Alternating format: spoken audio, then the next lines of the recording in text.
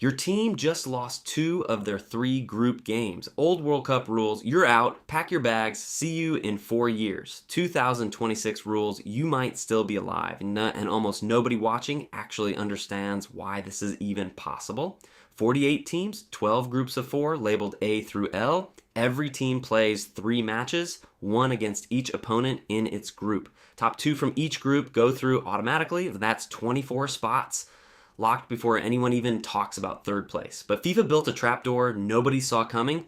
The 8 best third place teams across all 12 groups also advance. Out of 12 teams that finished dead last in their group, only 4 go home. 8 survive. That means third place, the position that used to define elimination at every World Cup since 1930, now has roughly a 2 in 3 chance of sending you straight into the knockout stage.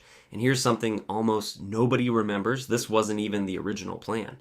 When FIFA first approved the 48-team expansion back in 2017, the format was 16 groups of 3 teams each, with the top 2 advancing straight to a round of 32.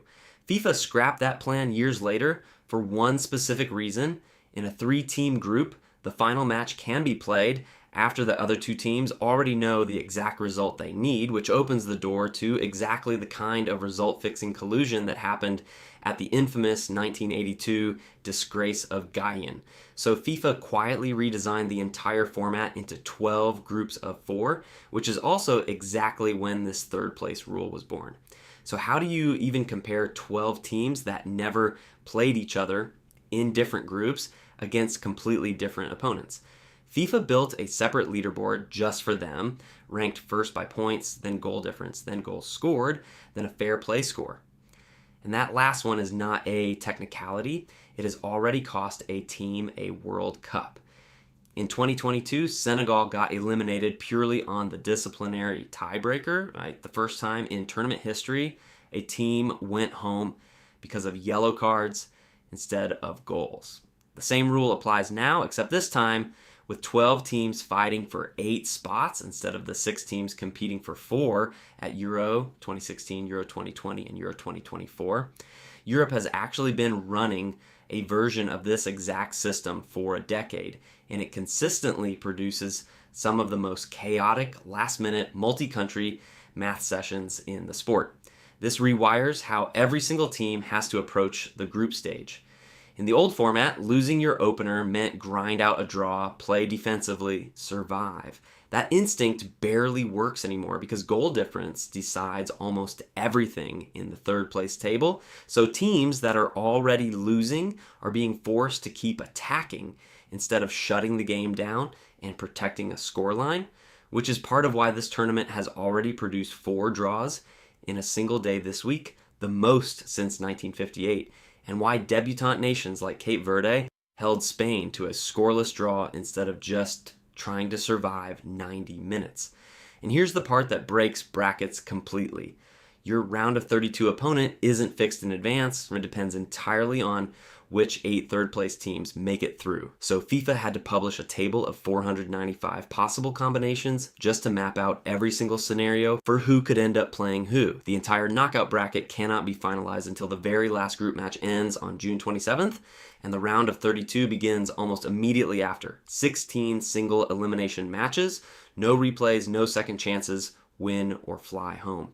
Nobody, not pundits, not federations, not even FIFA itself, fully knows the knockout stage until that exact moment.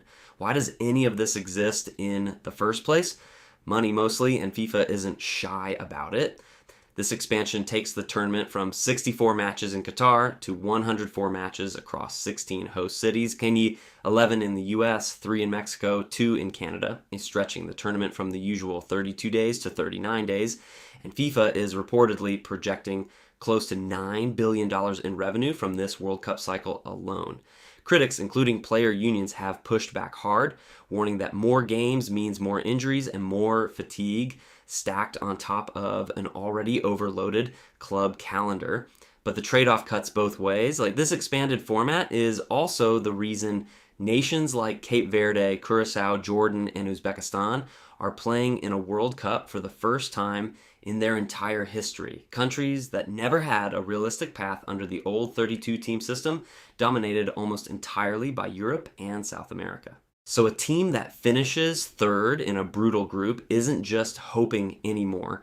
It's playing inside a system specifically built to give underdogs a second life, built on a leaderboard most fans don't even know exists, decided by a tiebreaker most fans have never heard of, leading to a bracket that literally cannot be drawn until the final whistle of the final group game. So next time someone tells you a team is basically eliminated after 2 group losses, they're not just wrong, they don't understand the tournament they're watching anymore. 3rd place used to be an exit. In 2026, it's a loophole FIFA built on purpose. And loopholes this summer are about to win someone a World Cup.